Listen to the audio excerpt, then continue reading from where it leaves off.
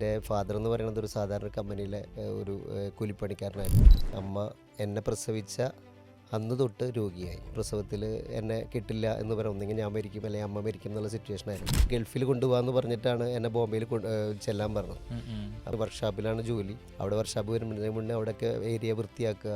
അപ്പം നമ്മൾ വർക്ക്ഷോപ്പിൻ്റെ മുന്നിലൊക്കെ ആളുകളൊക്കെ പല പല കാര്യങ്ങൾ ചെയ്ത് വെച്ചിട്ടുണ്ട്. അതുപോലെ നമുക്ക് വൃത്തിയാക്കിയിട്ട് വന്നിട്ട് നമ്മളൊരു മാസം കഴിയുമ്പോൾ എന്തെങ്കിലും ശമ്പളം കിട്ടുമെന്ന് വിചാരിച്ചു. അപ്പോൾ പണി പഠിക്കാൻ വന്നവന് ശമ്പളമൊന്നുമില്ല. അങ്ങനെ നമുക്ക് ശമ്പളവും ഇല്ല. അങ്ങനെ പട്ടിണി കിടക്കേണ്ടി വന്നിട്ടുണ്ട്. ആത്മഹത്യയെ പറ്റി ചിന്തിക്കുക മാത്രമല്ല, അതിന് ശ്രമിക്കുകയും കൂടി ചെയ്തിട്ടുണ്ട്.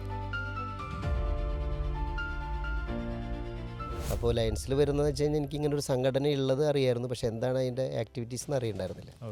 അങ്ങനെ ഞങ്ങൾ അന്വേഷിക്കാൻ തുടങ്ങി. അപ്പോൾ ലോകത്തിലെ തന്നെ ഏറ്റവും കൂടുതൽ സേവനങ്ങൾ ചെയ്യുന്ന, മറ്റുള്ളവരുടെ കണ്ണീരൊപ്പുന്ന ഒരു സംഘടനയാണെന്നുള്ളത് മനസ്സിലാക്കി. 7000-ലധികം പ്രോജക്റ്റുകൾ നമ്മൾ ചെയ്തു. ഇപ്പം നമ്മുടെ വയനാട്ടിൽ ദുരന്തമുണ്ടായില്ലേ, ആ ഹോസ്പിറ്റലിൽ പണിത് കൊടുത്ത ലയൻസാണ്. അതുപോലെ തന്നെ ഇവിടെ പ്രളയം വന്ന സമയത്ത് ഏറ്റവും ഫസ്റ്റ് ഫണ്ട് വന്നത് ഇൻ്റർനാഷണൽ നമ്മുടെ ലയൻസ് ക്ലബ്ബിൽ നിന്നാണ്. ബിസിനസ്സിന് വേണ്ടി ഇപ്പോൾ ഒരു 5 ദിവസം 6 ദിവസം മാറ്റി വയ്ക്കുന്നു. ബാക്കി മുഴുവൻ സർവീസിന് വേണ്ടി ലയൻസ് ക്ലബ്ബിൽ ത്രൂ സർവീസിന് വേണ്ടി മാറ്റി വയ്ക്കുകയാണ്.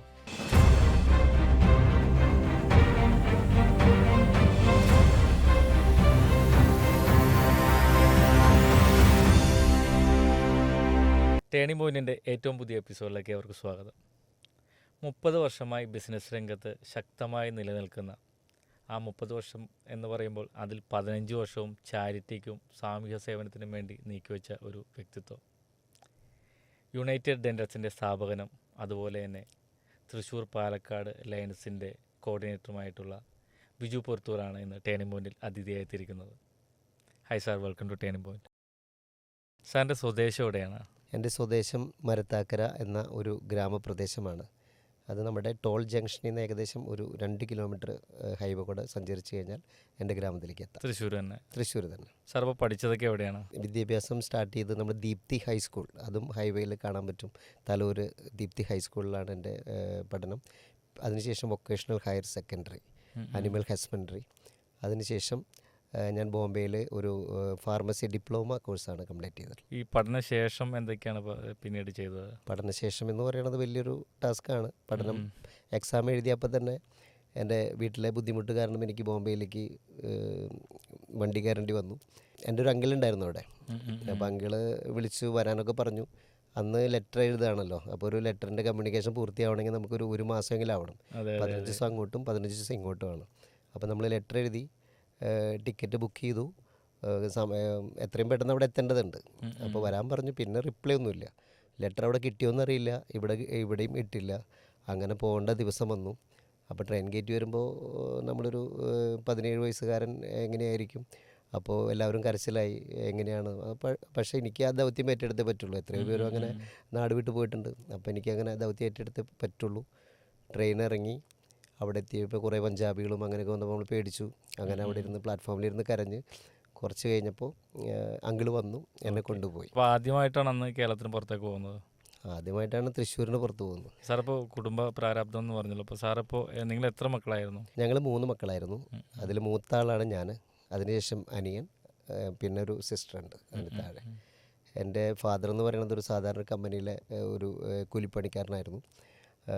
പിന്നെ അമ്മ എന്നെ പ്രസവിച്ച അന്ന് തൊട്ട് രോഗിയായി. എന്നെ പ്രസവിക്കുന്നതിനൊരു 10-20 ദിവസം മുന്നേ അമ്മയുടെ ഒരു കൂട്ടുകാരിനെ കാണാൻ പോയതാണ്. അത് കൂട്ടുകാരി വീട്ടിലായിരുന്നില്ല, കിണറ്റിലായിരുന്നു. അപ്പോൾ കിണറ്റിൽ വീണപ്പോൾ കൂട്ടുകാരിനെ കാണാൻ പോയി. അങ്ങനെ ഭയങ്കര ഷോക്കായി. അങ്ങനെ പ്രസവത്തിൽ എന്നെ കിട്ടില്ല എന്ന് പറയാം, ഒന്നെങ്കിൽ ഞാൻ മരിക്കും അല്ലെങ്കിൽ അമ്മ മരിക്കും എന്നുള്ള സിറ്റുവേഷനായിരുന്നു. അങ്ങനെ ഞാനും വളരെ വളരെ പ്രയാസപ്പെട്ട, എന്നെ കണ്ണൊക്കെ ഭയങ്കര പ്രശ്നമായിരുന്നു. അപ്പോൾ കുട്ടി ഒരിക്കലും കിട്ടില്ല എന്ന് പറഞ്ഞു. അമ്മ അന്ന് തന്നെ ഇങ്ങനെ ആമവാദം എന്ന് പറഞ്ഞ അസുഖം പിടിപെട്ടു പുള്ളിക്കാരത്തേക്ക്. സാർ ഇപ്പോൾ ബോംബെയിൽ പോയെന്ന് പറഞ്ഞല്ലോ, അപ്പോൾ അതിനുശേഷം എന്തൊക്കെയാണ് സംഭവിച്ചത്? ബോംബെയിൽ പോയതിന് ശേഷം നമ്മൾ ചെയ്യാത്ത ജോലികളൊന്നുമില്ല.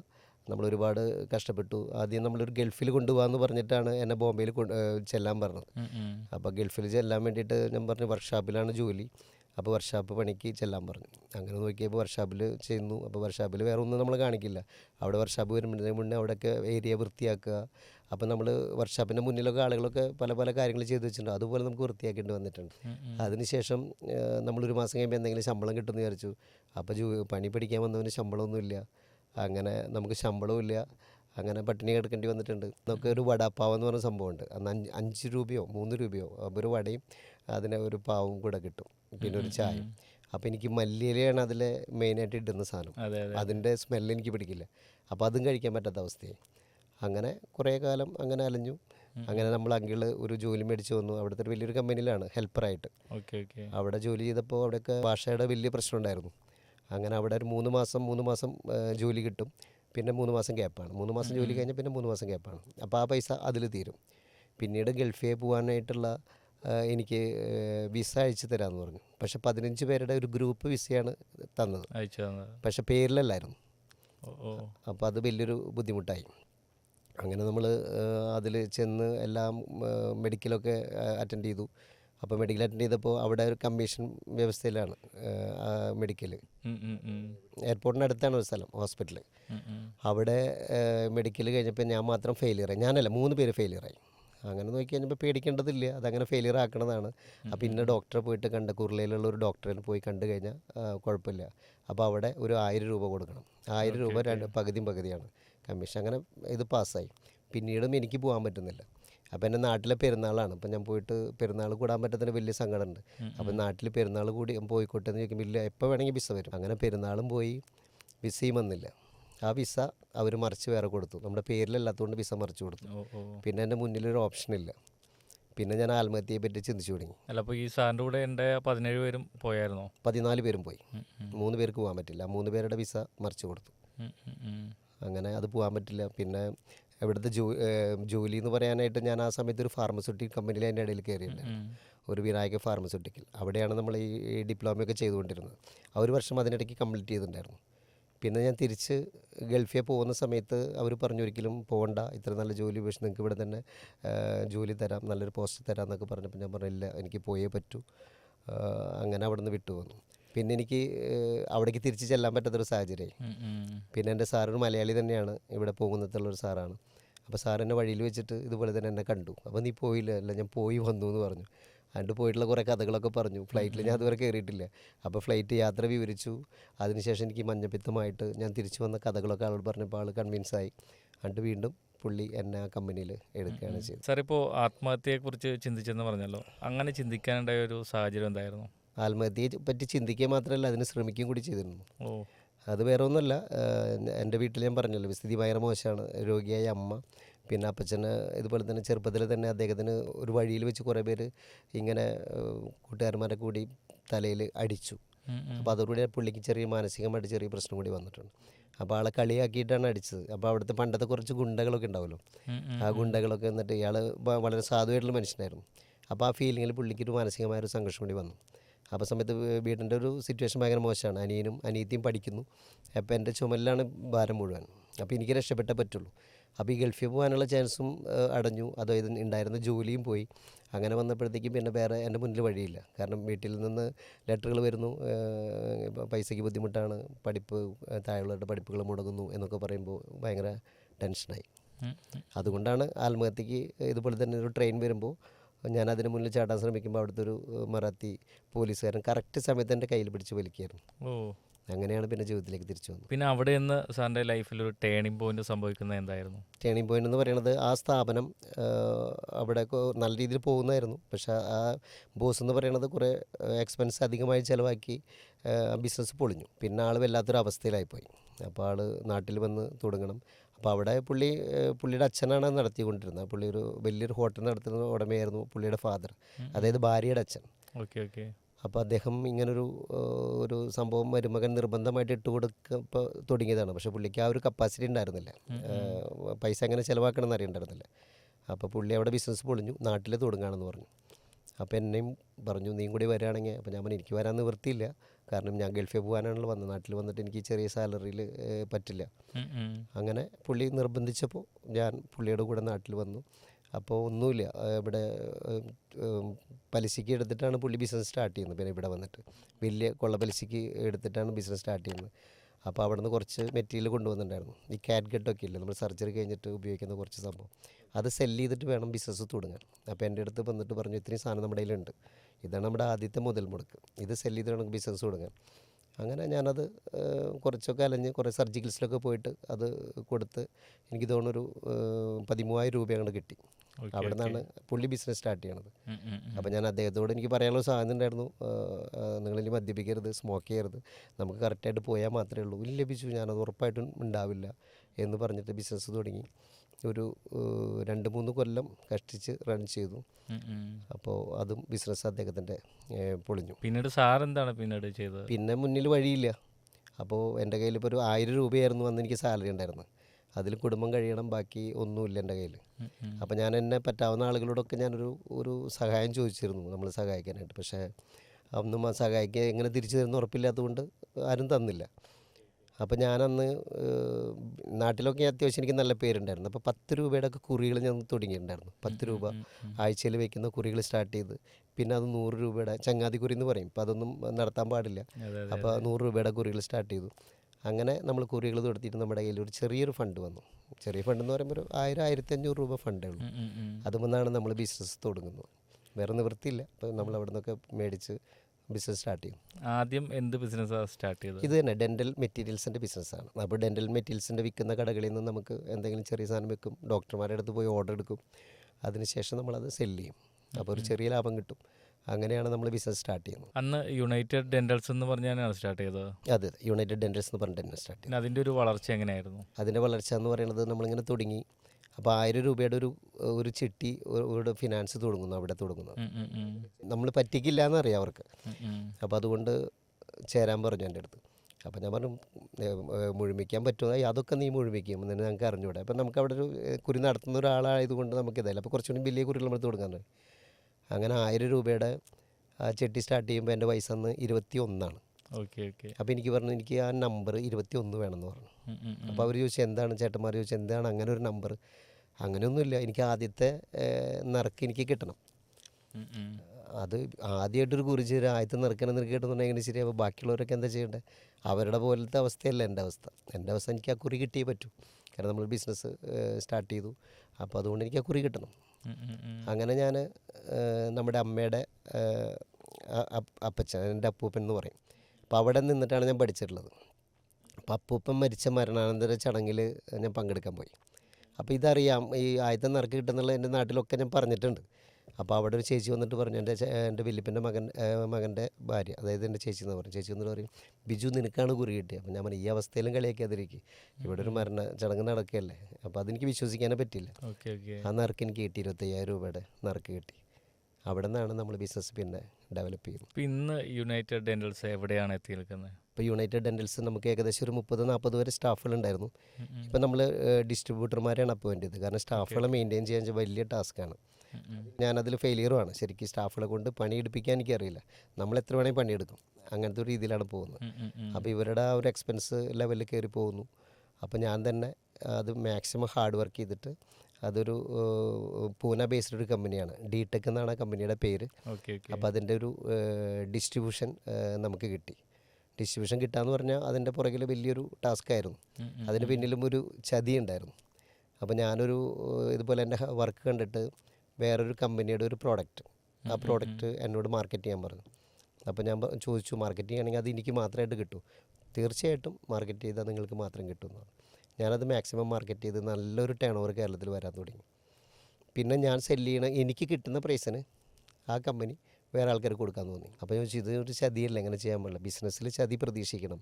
കാരണം നിങ്ങളെ കൊണ്ട് മാർക്കറ്റ് ചെയ്യേണ്ട ഒരു അവസ്ഥ മാത്രമേ ഞങ്ങൾക്കുള്ളൂ. ഞങ്ങൾ കാലങ്ങളായിട്ട് ബിസിനസ് ചെയ്യുന്ന ആളുകളാണ്. അതുകൊണ്ട് ഞങ്ങളത് വിൽക്കും, നിനക്ക് വേണമെങ്കിൽ എടുത്തോളൂ, അല്ലെങ്കിൽ വേണ്ട. പിന്നീട് അപ്പോൾ സാർ എന്താ ചെയ്തത്? അപ്പോൾ ഞാൻ അവിടെ വെച്ചിട്ട് എനിക്ക് പറയാൻ തോന്നി, ഒരു മാസത്തിനുള്ളിൽ നിങ്ങളുടെ ഈ പ്രോഡക്റ്റിനായിട്ടും കൂടുതൽ വിൽക്കാവുന്നൊരു പ്രോഡക്റ്റ് ഞാൻ കൊണ്ടുവരും. അത് മാർക്കറ്റ് ചെയ്ത് 6 മാസം കഴിഞ്ഞ് നിങ്ങൾക്ക് ഈ പ്രോഡക്റ്റ് വിൽക്കാൻ പറ്റാത്തൊരവസ്ഥയിൽ ഞാൻ എത്തിക്കുന്നു. അതെന്തോ എനിക്ക് അങ്ങനെ പറയാൻ തോന്നി. ശരിക്കും അതുപോലെ തന്നെ സംഭവിച്ചു. അങ്ങനെ ഞാൻ പൂനെയിലേക്ക് വണ്ടി കയറി. അവിടെ നിന്ന് എനിക്ക് എങ്ങനെ ഒരു 1 ലക്ഷമോ 1.5 ലക്ഷം റുപ്യ എൻ്റെ കയ്യിലുണ്ട് പൈസ. അത് കൊണ്ടുപോയി അവിടെ അഡ്രസ്സ് കണ്ടുപിടിച്ച് ചെന്നു. അപ്പോൾ അവിടെ നിന്ന് സംസാരിച്ച് പറഞ്ഞു, ഇങ്ങനെ എനിക്ക് എൻ്റെ ഡിസ്ട്രിബ്യൂഷൻ വേണം. അപ്പോൾ സാർ അപ്പം തന്നെ പറഞ്ഞു, അങ്ങനെ ഡിസ്ട്രിബ്യൂഷൻ ആർക്കും കൊടുക്കുന്നില്ല, മെറ്റീരിയൽ തരാം, അത് റെഡി പേയ്മെൻറ്റ് തരേണ്ടി വരും, അല്ലാതെ അങ്ങനെ ഡിസ്ട്രിബ്യൂഷൻ ഇതുവരെ ആർക്കും കൊടുത്തിട്ടില്ല, അങ്ങനെ കൊടുക്കില്ല എന്ന് പറഞ്ഞു. അപ്പോൾ പിന്നെ എൻ്റെ ഒരു ഹിസ്റ്ററി ചോദിച്ചു. അപ്പോൾ നമ്മൾ അതുവരെ ചെയ്തിരുന്ന ഒരു സംഭവങ്ങളൊക്കെ നന്നായിട്ട് ചെയ്യുന്നുണ്ട്, മറ്റ് കമ്പനികളിലൊക്കെ നന്നായിട്ട് പ്രൊഡക്റ്റ് വിറ്റ ഒരാളാണ്. അപ്പോൾ തനിച്ച് കിട്ടുകയാണെങ്കിൽ ഞാനത് പെർഫോം ചെയ്യും. അങ്ങനെ പുള്ളി ഭക്ഷണം കഴിക്കാനുള്ള ടിഫിൻ ബോക്സ് കൊണ്ടുവന്നിട്ടുണ്ടായിരുന്നു. അദ്ദേഹം വലിയൊരു ബോസാണ്. അപ്പോൾ പക്ഷേ ആൾ അതിൽ നിന്ന് എനിക്ക് ഷെയർ ചെയ്ത് തന്നു. അതിൽ നിന്നൊരു പാഠം ഞാൻ പഠിച്ചതെന്ന് വെച്ച് കഴിഞ്ഞാൽ എത്ര ഉയരത്തിലാണെങ്കിലും ഷെയർ ചെയ്യുമ്പോൾ ആ ഒരു മനസ്സുണ്ടല്ലോ, അത് അദ്ദേഹത്തിൻ്റെ പകുതി ഭക്ഷണം എനിക്ക് തന്ന് അവിടെ വരാനുള്ള എക്സ്പെൻസ് എനിക്ക് ആ ഒരു മെറ്റീരിയലായിട്ട് തിരിച്ചു തന്ന് പുള്ളി കുറേ മെറ്റീരിയലും കൂടി ആ 1,50,000 പർച്ചേസ് ചെയ്ത് എനിക്ക് എൻ്റെ എക്സ്പെൻസ് എത്രയോ വന്നോ അതെനിക്ക് അതിൻ്റെ മെറ്റീരിയൽ തന്ന് നമ്മളത് സ്റ്റാർട്ട് ചെയ്തു ഇവിടെ.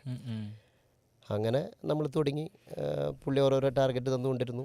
അപ്പം നമ്മളതിനെ ഡബിൾ ചെയ്യാൻ തുടങ്ങി. അങ്ങനെ ഒരു 3 വർഷം കഴിഞ്ഞപ്പോൾ പുള്ളിയുടെ ഒരു കോൾ വന്നു. ഞാൻ ബിജുവിനെ പറ്റി അന്വേഷിച്ചു. ഇതുവരെ നമ്മൾ ആർക്കും കൊടുത്തിട്ടില്ല. അപ്പോൾ അതിൽ കേരളത്തിലെ CNF ആയിട്ട് കേരളത്തിലെ ഫുള്ള് നിങ്ങൾക്ക് ചെയ്യാവുന്നതാണെന്ന് വേണ്ട ഒരു ലെറ്റർ അടക്കം നമുക്ക് വന്നു. അന്ന് തൊട്ട് നമ്മൾ പിന്നെ അത് നന്നായിട്ട് ചെയ്യാൻ തുടങ്ങി. അപ്പോൾ പുള്ളി പറയുന്നതിന് ഡബിൾ എപ്പോഴും ചെയ്തിരുന്നു. ഇപ്പോൾ ഏകദേശം ഒരു മന്ത്ലി ഒരു 50 ലക്ഷം വരെ നമ്മൾ ചെയ്യുന്നുണ്ട്. എന്തൊക്കെ പ്രോഡക്റ്റ്സാണ് നമുക്കുള്ളത്? അത് നമ്മുടെ ക്ലിനിക്കിൽ ഉപയോഗിക്കുന്ന സംഭവങ്ങൾ, മെയിനായിട്ട് പല്ല് കെട്ടുന്ന സൗന്ദര്യം വർദ്ധിപ്പിക്കുന്ന സംഭവങ്ങൾ, പല്ല് അടയ്ക്കുന്ന പോടുകൾ അടയ്ക്കുന്നത്, റൂട്ട് കനാൽ ഇൻസ്ട്രുമെൻറ്റ്സ്, അങ്ങനെയുള്ള പ്രോഡക്റ്റാണ് ചെയ്യുന്നത്. മലയാളികളെ സംബന്ധിച്ചിപ്പോൾ നമ്മൾ ഡ്രസ്സിനായിക്കോട്ടെ ആഭരണത്തിനായിക്കോട്ടെ അതിനൊക്കെ നമ്മൾ ആവശ്യത്തിൽ കൂടുതൽ പണം ചിലവാക്കുന്നുണ്ട്. പക്ഷേ പല്ലിൻ്റെ കാര്യത്തിൽ വരുമ്പോൾ അത് നമ്മൾ പിന്നീട് ചെയ്യാം, അങ്ങനെ ഒരു ആറ്റിറ്റ്യൂഡ്. അതിനെക്കുറിച്ച് എന്താണ് സാറിന് പറയാനുള്ളത്? അത് പല്ലിന് മാത്രമല്ല, മലയാളികളുടെ ആരോഗ്യത്തിന് വേണ്ടിയിട്ടുള്ള ബോധം വളരെ കുറവാണ്. അതിന് വേണ്ടിയിട്ടുള്ള ചികിത്സയ്ക്ക് വേണ്ടി പൈസ മാറ്റി വയ്ക്കില്ല.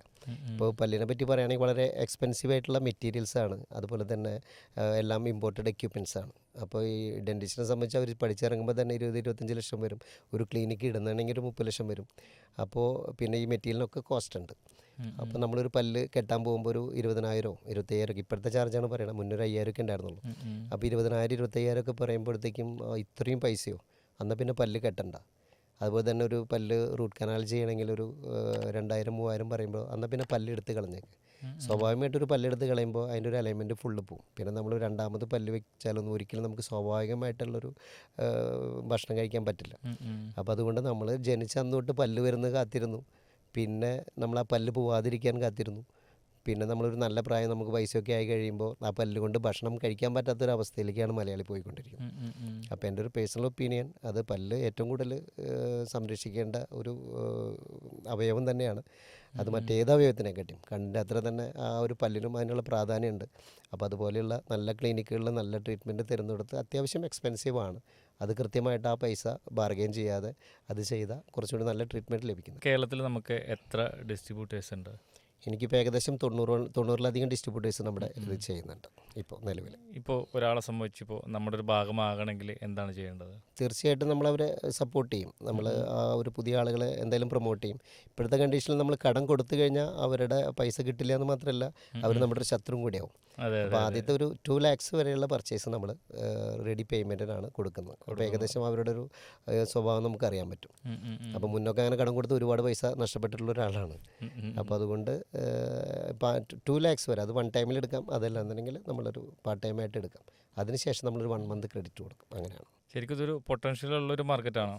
തീർച്ചയായിട്ടും അത് ഈ മാർക്കറ്റ് എന്തെങ്കിലും ഗ്രോ ചെയ്യാണ്. ഒരുപാട് സാധ്യതകളാണ്. ഇപ്പോൾ എത്രയോ ഡെൻറ്റിസ്റ്റുകൾ വന്നു, എത്ര കോളേജസ് വന്നു. മുന്നേ 2 കോളേജ് 3 കോളേജ് ഉണ്ടായിരുന്നിടത്ത് ഇപ്പോൾ നിരവധി കോളേജസ് വന്നുല്ലോ. ഓരോ ഡിസ്ട്രിക്റ്റിലും 5-10 വന്നു. ഒരുപാട് പേര് പഠിച്ചിറങ്ങുന്നു. അപ്പം നല്ല രീതിയിൽ അത് മാർക്കറ്റ് ചെയ്യുകയാണെങ്കിൽ തീർച്ചയായിട്ടും പൊട്ടൻഷ്യലുള്ള ഒരു ഏരിയ തന്നെയാണ്. ഒരു കാലത്ത് വളരെ പ്രാരാബ്ദം നിറഞ്ഞ ഒരു ചുറ്റുപാടിൽ നിന്ന് മുംബൈയിലേക്ക് പോയി, അവിടെയും ഒന്നും ആകാതെ തിരിച്ചു വന്നു. പിന്നെ ഒത്തിരി കഷ്ടപ്പെട്ടിട്ടാണ് ഇപ്പോൾ സാർ ഈ നിലയിലേക്ക് എത്തിയത്. അപ്പോൾ അന്ന് നമ്മൾ കണ്ട ഒത്തിരി സ്വപ്നങ്ങളുണ്ട്. നമ്മുടെ അച്ഛനെ അമ്മയെ അല്ലെ സഹോദരനെ നോക്കുക, പല സ്വപ്നങ്ങൾ. അപ്പോൾ അന്ന് നമ്മൾ കണ്ട സ്വപ്നങ്ങൾ പിൽക്കാലത്ത് നമ്മൾ എന്തൊക്കെ സാധ്യമാക്കി, അപ്പോൾ അതിലേക്ക് എത്തിപ്പെട്ടപ്പോൾ ഉണ്ടായ സാറിൻ്റെ ഒരു സന്തോഷം അത് എത്രമാത്രം ഉണ്ടായിരുന്നു?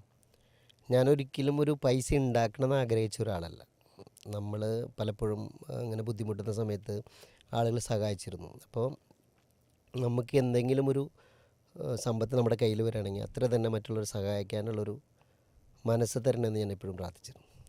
പിന്നീട് ഞാൻ അനിയനെ പഠിപ്പിച്ചു, അനിയത്തിയെ പഠിപ്പിച്ചു. അപ്പോൾ അവരിൽ അനിയൻ 2 ലാബ് നടത്തുന്നു. 2 പേരും കല്യാണം കഴിഞ്ഞു. പിന്നെ നമുക്കിങ്ങനെ ഒരു സാഹചര്യത്തിൽ വന്നു. അതിലൊരു ടേണിംഗ് പോയിന്റ് എന്ന് പറഞ്ഞാൽ എൻ്റെ വിവാഹമാണ്. എൻ്റെ വിവാഹം സമയത്ത് നമ്മൾ ഒരുപാട് ഇതുപോലെ തന്നെ സ്ട്രഗിൾ ചെയ്ത് അങ്ങനെ രക്ഷപ്പെട്ട് വരുന്നു. അങ്ങനെ ഞാൻ അത്യാവശ്യം പാട്ടിനെ സ്നേഹിക്കുന്ന ഒരാളാണ്. അപ്പോൾ ഞാനൊരു പാട്ടുകാരിയെ കല്യാണം കഴിക്കണമെന്ന് വലിയൊരു മോഹമായിരുന്നു. അപ്പോൾ ഇങ്ങനെ ബ്രോക്കർമാരോടൊക്കെ പറഞ്ഞു പാട്ടുകാരി ഉണ്ടെങ്കിൽ നല്ലത് എന്ന് പറഞ്ഞിരുന്നു. അങ്ങനെ ഞാൻ കല്യാണം കഴിച്ചത് ഭാഗ്യവശാൽ ഒരു പാട്ടുകാരി തന്നെയാണ്. പക്ഷേ അദ്ദേഹം പാടുമെന്ന് അറിഞ്ഞത് 2.5 വർഷത്തിന് ശേഷമാണ്. ഓ അതെയോ? ആ, എൻ്റെ പാട്ട് മുഴുവൻ കേൾപ്പിച്ചു. അപ്പോൾ ഞാൻ അത്ര നന്നായിട്ട് പാടുന്ന ഒരാളല്ല. പക്ഷെ 2.5 വർഷം വരെ ആളുടെ പാട്ട് എനിക്ക് കേൾക്കാനുള്ളൊരു ഭാഗ്യം ഉണ്ടായില്ല. എന്തുകൊണ്ടാണ് സാറിനോട് പറയാതിരുന്നത്? അറിയില്ല, പുള്ളി അങ്ങനെ ഒരു ഉൾവലിഞ്ഞൊരു പ്രകൃതമാണ്. പാട്ട് സ്റ്റേജിൽ പാടാനൊക്കെ പേടിയാണ്. അപ്പം അങ്ങനെ പറയണ്ടെന്ന് വിചാരിച്ചു. ഒന്നിനും അങ്ങനെ ഒരു ഹൈപ്പ് കൊടുക്കുന്ന ഒരാളല്ല. ഇപ്പോൾ ആ പാട്ടുകാരി എന്ത് ചെയ്യുന്നു? ഇപ്പോൾ പാട്ടുകാരി 2 പള്ളിയിൽ ലീഡ് ചെയ്യുന്നുണ്ട്. മരത്താക്കര പള്ളിയിൽ കൊയറിൽ ലീഡ് ചെയ്യുന്നുണ്ട്. അപ്പോൾ തന്നെ നമ്മുടെ പുത്തമ്പള്ളിയിലും ലീഡ് ചെയ്യുന്നുണ്ട്. ഞങ്ങൾ 2 പേരും ഒരു സ്വരരാഗം എന്നൊരു ട്രൂപ്പ് സ്റ്റാർട്ട് ചെയ്തു. അപ്പോൾ കുറേ പേര് അതിൽ ഹെൽപ്പ് ചെയ്തു. നമ്മുടെ ഒരു ഇവിടുത്തെ തന്നെ എൻ്റെ ഫ്രണ്ട് ഒരു വിഷ്ണു നമ്പൂരി ആണ് അതിൽ ഏറ്റവും കൂടുതൽ ഹെൽപ്പ് ചെയ്തിട്ടുള്ളത്, അതിൻ്റെ ഡിസൈൻ ചെയ്യാനും കാര്യങ്ങളൊക്കെ. പുള്ളി നന്നായിട്ട് ഇതുപോലെ അവതരണം നടത്തുന്ന ഒരാളാണ്, വളരെ പ്രൊഫഷണൽ അവതരണം നടത്തുന്ന ആളാണ്. അപ്പോൾ പുള്ളി എന്നെ ഹെൽപ്പ് ചെയ്തു. പിന്നെ ഇത് മാർക്കറ്റ് ചെയ്യണം എങ്ങനെയാണെന്ന് പറയുമ്പോൾ ഒരു ക്ലബ്ബ് പറഞ്ഞു ആദ്യത്തെ പ്രോഗ്രാം ഞങ്ങൾ തരാം. അങ്ങനെ നമ്മളൊരു ചെറിയ എമൗണ്ട് അന്ന് മേടിച്ചിട്ടുണ്ടായിരുന്നു. ആ ഒരു ചെറിയ എമൗണ്ട് മേടിച്ചിട്ട് ആ പൈസ കൂട്ടി വെച്ച് നമ്മളൊരു വീട് നമ്മൾ 1 ലക്ഷം രൂപ ഒരു വീട് പണിയുന്നതിലേക്ക് വേണ്ടി നമ്മളതിൽ കൊടുത്ത് അത് പത്രത്തിലൊക്കെ വലിയ ന്യൂസ് വന്നതാണ് ആ ഒരു സംഭവം. പാട്ടിലൂടെ വീട് വെച്ച് കൊടുത്ത ദമ്പതികൾ എന്ന് പറഞ്ഞൊരു വലിയ ന്യൂസൊക്കെ വന്നിട്ടുള്ളത്. ശരിക്കും ഇത് പാടാൻ കഴിവുള്ളവർക്ക് അവസരം കൊടുക്കുന്ന ഒരു തീർച്ചയായിട്ടും. കാരണം ഒത്തിരി പേര് പാടണമെന്ന് ആഗ്രഹമുണ്ടെങ്കിലും ആ ഒരു വേദി കിട്ടാത്ത ഒത്തിരി പേരുണ്ട്. അത് പണ്ടത്തെക്കാട്ടി ഇപ്പോൾ ഒരുപാട് വേദികളുണ്ട്. അപ്പം നമ്മൾ ആ പാടാനുള്ള ഒരുപാട് പേർക്ക് ആ ധൈര്യം കൊടുത്തു. നന്നായി പാടാത്തവരൊക്കെ നന്നായി പാടാൻ പഠിപ്പിച്ചു. മെയിനായിട്ട് ഇതിൽ കോൺഫിഡൻസ് ആണ്. ഒരു സ്റ്റേജിൽ പെർഫോം ചെയ്യാൻ വളരെ ഈസി അല്ല. അപ്പോൾ വീട്ടിൽ നന്നായി പാടുന്ന ആളായിരിക്കും, പക്ഷേ സ്റ്റേജിൽ കയറി ഓഡിയൻസിനെ കാണുമ്പോൾ പാടാൻ പറ്റില്ല. അപ്പോൾ അവരെ കൊണ്ട് പാടിച്ച് നമ്മളൊരു 35ഓളം ഗായകർ ഇപ്പോൾ ഞങ്ങളുടെ ഒരു ലയൺസിൻ്റെ ഡിസ്ട്രിക്റ്റിലുണ്ട്. അപ്പോൾ പുറമേ നിന്ന് ആർട്ടിസ്റ്റുകൾ വിളിക്കേണ്ട ആവശ്യമില്ല. ഇപ്പോൾ ഒരു മീറ്റിങ്ങിന് ഒരു സൗണ്ട് ഏൽപ്പിച്ച് കഴിഞ്ഞാൽ അവിടെ ആർട്ടിസ്റ്റുകൾ വന്ന് പാടി ആ പ്രോഗ്രാം നന്നായിട്ട് കളറാക്കി കൊടുക്കും. സാർ ഇപ്പോൾ കഴിഞ്ഞ 30 വർഷമായിട്ട് ബിസിനസ്സിൽ സജീവമായിട്ട് നിൽക്കുന്നു. അതിൽ തന്നെ എടുത്തു പറയേണ്ടതായി ഈ 15 വർഷം സാറ് ചാരിറ്റിക്ക് വേണ്ടി അല്ലെങ്കിൽ ലയൺസിന് വേണ്ടിയാണ് നിൽക്കുന്നത്. ശരിക്കും ലയൺസിലേക്ക് എങ്ങനെയാണ് സാർ എത്തുന്നത്? ചാരിറ്റി 15 വർഷമായിട്ടല്ല, എനിക്ക് എന്ന് വരുമാനം സ്റ്റാർട്ട് ചെയ്തു അന്ന് തൊട്ട് നമ്മൾ ചാരിറ്റി ചെയ്യുന്നുണ്ട്. ചാരിറ്റി ചെയ്യാന്ന് വെച്ചാൽ അത് ചെയ്യാൻ വേണ്ടിയിട്ടല്ല, നമ്മുടെ മുന്നിലേക്ക് അങ്ങനെ ഒരാൾ വരുമ്പോൾ നമ്മളത് വെറും കൈയോടെ വിടാറില്ല. അപ്പോൾ അത് നമ്മുടെ ഒരു ഇതാണ്. അതെൻ്റെ വൈഫായാലും അങ്ങനെ തന്നെയാണ്. അപ്പോൾ ലയൺസിൽ വരുന്നതെന്ന് വെച്ച് കഴിഞ്ഞാൽ എനിക്കിങ്ങനെ ഒരു സംഘടന ഉള്ളത് അറിയായിരുന്നു, പക്ഷേ എന്താണ് അതിൻ്റെ ആക്ടിവിറ്റീസ് എന്ന് അറിയണ്ടായിരുന്നില്ല. അങ്ങനെ ഞങ്ങൾ അന്വേഷിക്കാൻ തുടങ്ങി. അപ്പോൾ ലോകത്തിലെ തന്നെ ഏറ്റവും കൂടുതൽ സേവനങ്ങൾ ചെയ്യുന്ന, മറ്റുള്ളവരുടെ കണ്ണീരൊപ്പുന്ന ഒരു സംഘടനയാണെന്നുള്ളത് മനസ്സിലാക്കി. അല്ലാതെ അതിൽ ചേർന്നുകൊണ്ട് വേറെ നമുക്കൊരു ബെനിഫിറ്റും ഇല്ല. നമുക്ക് പൈസ കൊണ്ടായാലും വേറെ ഒരു ബെനിഫിറ്റും അതിനകത്തില്ല. പക്ഷെ നമ്മൾ കൊടുക്കുമ്പോൾ ഉള്ളൊരു സുഖം അറിഞ്ഞ ഒരാൾക്ക് തീർച്ചയായിട്ടും ലയൺസിൽ ചേരാം. കാരണം നമ്മുടെ കയ്യിൽ കുറേ സ്വത്തുണ്ട്, നമ്മുടെ ചുറ്റും കുറേ പാവപ്പെട്ടവരുണ്ട്, ഭക്ഷണം കഴിക്കാനില്ലാതെ വസ്ത്രമില്ലാതെ കുറേ പേരുണ്ട്. അപ്പോൾ അവരൊക്കെ നന്നായി ജീവിക്കുന്ന കാണുമ്പോൾ ഒരു സന്തോഷം നമുക്ക് കിട്ടും. അത് കൊടുത്ത് തുടങ്ങി കഴിയുമ്പോഴാണ് അതിൻ്റെ സുഖം കിട്ടുക. നമുക്ക് ഒരിക്കലും അതിലൊരു സാമ്പത്തികമായിട്ടൊരു പുറകോട്ട് പോവില്ല മറ്റുള്ളവരെ സഹായിച്ചു കഴിഞ്ഞാൽ. അതെൻ്റെ ലൈഫ് എനിക്കറിയാൻ പറ്റും, എൻ്റെ ജീവിതം തന്നെ അതിനൊരു പാടാണ്. അങ്ങനെ ഒത്തിരി പേര്, ഇപ്പം ഞാൻ മാത്രമല്ല ഒത്തിരി പേര് അങ്ങനെ സഹായിക്കുന്നവരുണ്ട്. പക്ഷേ ഇതിൽ വരുന്ന പല ആളുകളും ചേരുന്നത് കാറുമ്പോൾ ഒരു ലയൺസിൻ്റെ സ്റ്റിക്കർ ഒട്ടിക്കാം, പിന്നെ വലിയ വലിയ ആളുകളായിട്ട് കൂട്ടുകൂടാം, നമ്മുടെ ബിസിനസ് ഡെവലപ്പ് ചെയ്യാം. അങ്ങനെ വരുന്നവർക്ക് നിരാശപ്പെടേണ്ടി വരും. കാരണം ഇതിൻ്റെ മോട്ടോ അങ്ങനെയല്ല. ഇതിൻ്റെ മോട്ടോ എന്ന് വെച്ചാൽ വി സർവ് എന്നാണ്. അപ്പോൾ മറ്റുള്ളവരെ സഹായിക്കാനുള്ള സംഘടനയാണ്. അപ്പോൾ അതിൽ നിന്ന് എന്തെങ്കിലും നമ്മൾ കിട്ടുമെന്ന് പ്രതീക്ഷിച്ച് ഇതിൽ വന്നവർ നിരാശപ്പെടും. അവർ പിന്നെ കുറച്ച് കഴിയുമ്പോൾ ഇതിൽ നിന്ന് വിട്ടുപോകും. അതുകൊണ്ടാണ് ഇപ്പോൾ നമ്മൾ 1.5 മില്യൺ മെമ്പർഷിപ്പ് ഇതുവരെ എത്തിയിട്ടില്ല.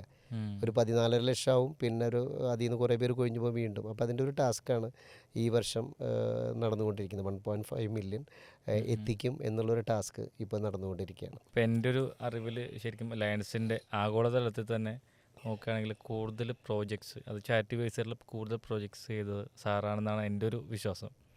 എത്രത്തോളം പ്രോജക്ട്സ് സാർ ചെയ്തിട്ടുണ്ട്? പ്രോജക്റ്റുകൾ നമ്മൾ ഓരോ വർഷം ഓരോ പോർട്ട്ഫോളിയോയാണ് നമുക്ക് കിട്ടുക.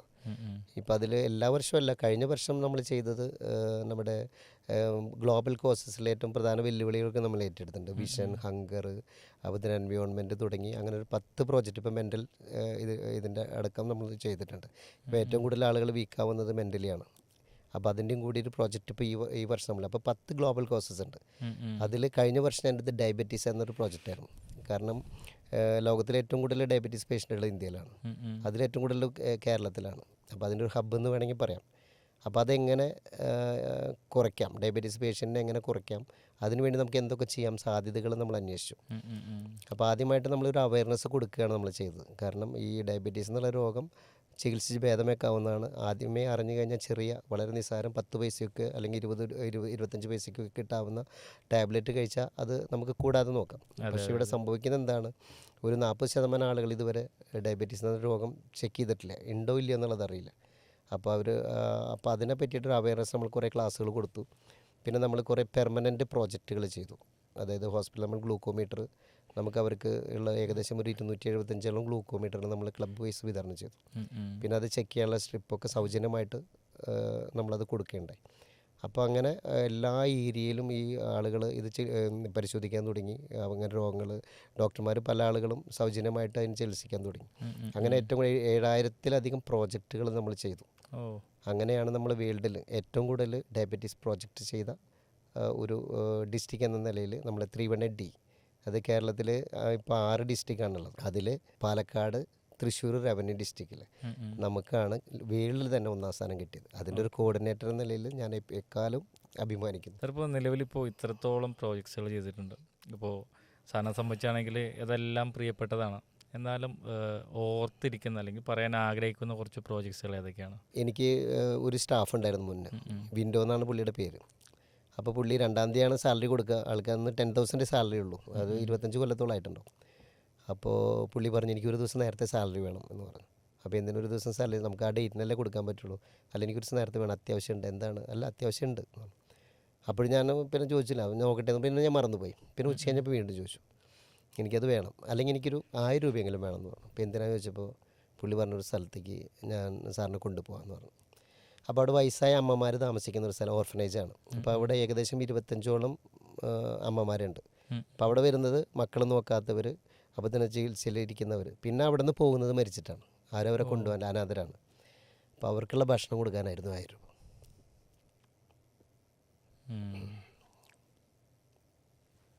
അത് സാറിൻ്റെ ഈ ഒരു ചാറ്റിലേക്ക് വരാനുള്ളൊരു പ്രേരണയായിരുന്നു അത്? തീർച്ചയായിട്ടും.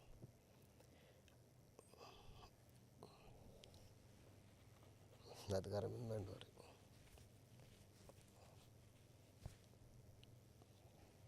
അവിടുന്ന് തൊട്ട് എൻ്റെ സമ്പാദ്യത്തിൻ്റെ 10% ഞാൻ പിന്നെ ചാരിറ്റിക്ക് മാറ്റി വെച്ചു.